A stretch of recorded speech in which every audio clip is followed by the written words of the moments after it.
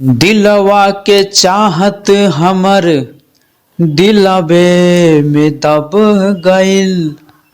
देखले रही सपना जवन अधूरे सब रह गइल।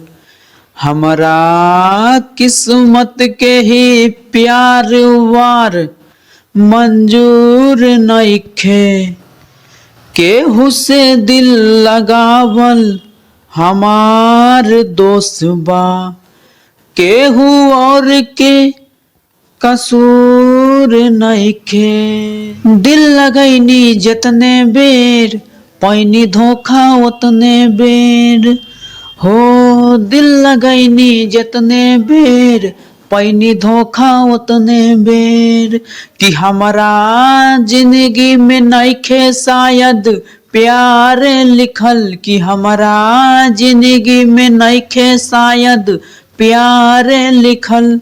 दिलरुबा दिलरुबा दिलरुबा जे मिलल बेवफा ही मिलल। दिलरुबा जे मिलल बेवफा ही मिलल। दोस्ती त कई के देखनी हम कई बार हो। बेवफा ही निकलल बाकी दोस्त हर बार हो। दोस्ती त कई के देखनी हम कई बार हो। बेवफा ही निकलल बाकी दोस्त हर बार हो।